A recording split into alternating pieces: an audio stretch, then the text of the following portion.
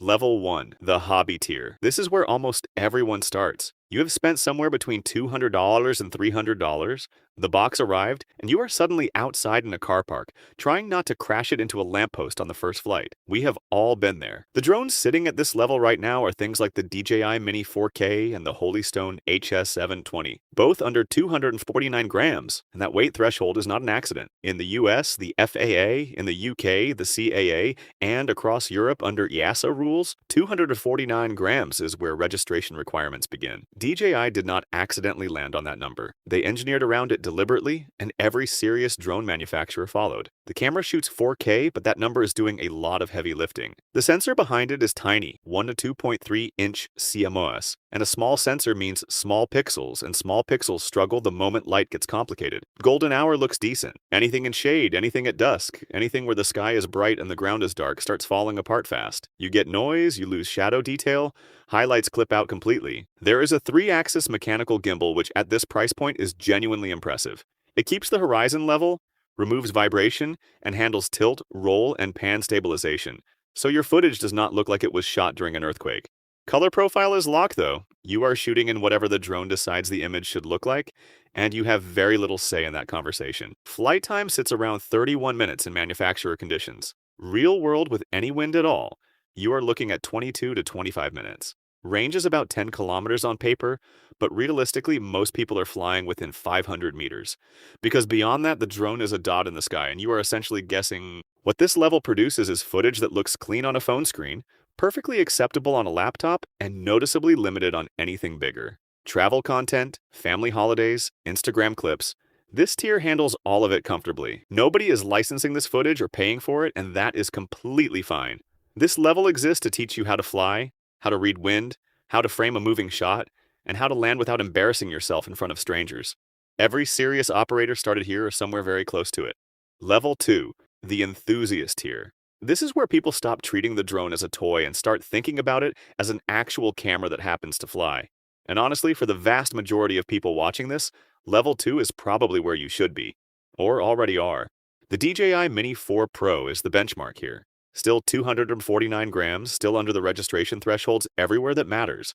But the jump in camera capability over the basic Mini is significant enough that it genuinely changes what you can produce. The sensor steps up to 1.3-inch CMOS. That sounds like a marginal difference written down, but in real shooting conditions, it is not marginal at all. You are capturing meaningfully more light per pixel, and that shows up directly in the image. Shadows retain detail. Highlights hold longer before blowing out. You can shoot in the hour before sunrise or the hour after sunset and get something genuinely usable rather than something you bin in the edit. It shoots 4K at up to 60 frames per second and drops to 1080p for 100 frames per second slow motion. That slow motion changes creative options completely. A coastline at normal speed is fine. The same shot slowed down in post is the kind of thing that stops people mid-scroll. The Mini 4 Pro also introduced D-Log M color profile to this weight class, a flat, low-contrast recording mode that looks completely washed out straight from the camera, but preserves far more tonal information for color grading in post. If you are editing your footage properly rather than posting it straight off the card, this matters enormously. Obstacle sensors cover front, rear, and sides. The drone is actively reading its environment rather than flying into things and hoping for the best. Vertical shooting mode captures native 9:16 for Reels and TikTok without cropping a horizontal frame down. The Mini 4 Pro dropped in 2023 and it's still holding strong in this tier. Price sits between $700 and $1,000 depending on the bundle. That's the sweet spot. Most hobbyists land here and just stay. Because honestly, this thing shoots better footage than most people will ever know what to do with. Level 3, the semi-professional tier. The weight goes up here and so does the creative ceiling. We are now in the 550 to 750 gram range, and that extra mass is not a design compromise. It is an advantage. A heavier aircraft sits more solidly in wind, holds position more precisely, and does not get nudged around mid-shot when you are trying to hold a frame that actually matters. The DJI Air 3S is where this level lives, 1-inch CMOS sensor, and this is where the image quality conversation stops being about specs and starts being about what you can actually see in the footage. The 1-inch sensor handles mixed lighting, bright sky, dark foreground, complex shadows, with a composure that smaller sensors simply cannot match. 2 cameras sit on the gimbal simultaneously, wide angle and medium telephoto. You switch between them in the air without repositioning the aircraft at all. That might sound like a convenience feature, but it fundamentally changes how you approach a shoot. You are making editorial decisions in the air, choosing focal length, choosing compression, choosing how the background relates to the subject, the way a camera operator does on the ground. It records 6K video in 10-bit color with log footage that grades with real flexibility. The files are bigger and the workflow is more demanding, but the results when properly edited are in a different conversation from the levels below. This is where real estate photographers operate. Event videographers charging proper day rates. Content creators who have clients rather than just followers. The footage from an Air 3S cut alongside ground-level mirrorless camera footage does not stand out as the weaker element. It holds its own in a professional timeline, and that is the only benchmark that matters when someone is paying you. Level 4, the commercial tier. At this level, drone photography stops being a creative pursuit with income potential and becomes a professional discipline with a real business built around it. The DJI Mavic 3 Pro and the Mavic 4 Pro sit here. The Mavic 4 Pro launched in 2025, and it is genuinely one of the most capable sub-$4,000 drones ever made.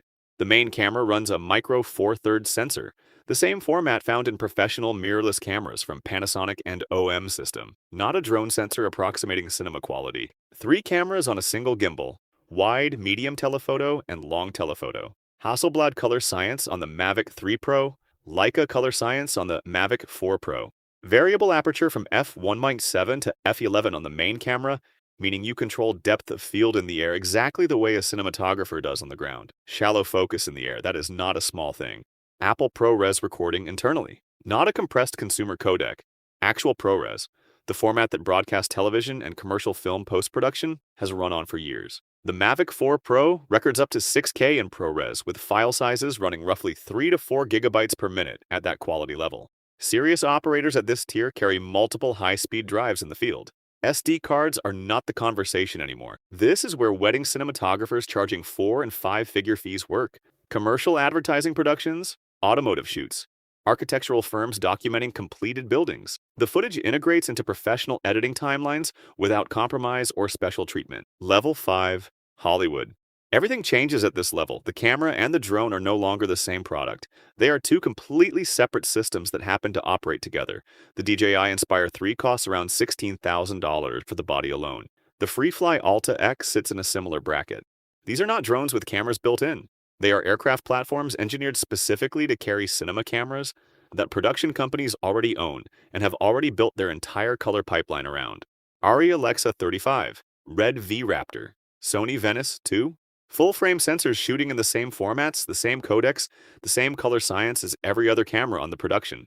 2 people operate these systems on set. 1 pilot focused entirely on flying the aircraft safely and precisely, managing airspace, wind, obstacles, battery state, all of it.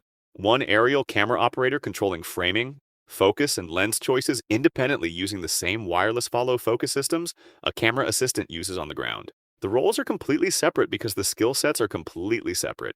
Flying an aircraft with precision and operating a cinema camera with precision are both full-time disciplines.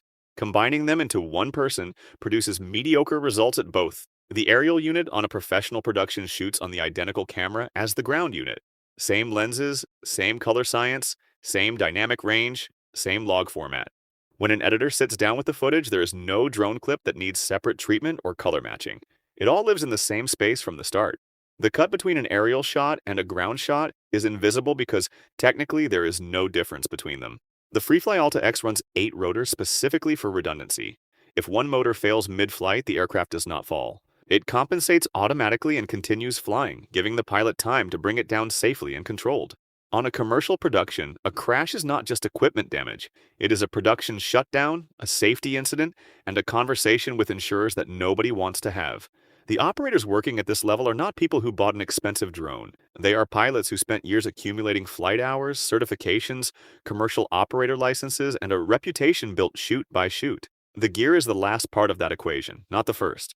So, which level are you actually flying at right now? Hobby shooter still getting comfortable with the controls, enthusiast who just made the jump to a Mini 4 Pro, semi-pro doing paid work with an Air 3S, or somewhere in the commercial tier building a real business around it? Drop it in the comments. Genuinely curious where most people watching this actually land.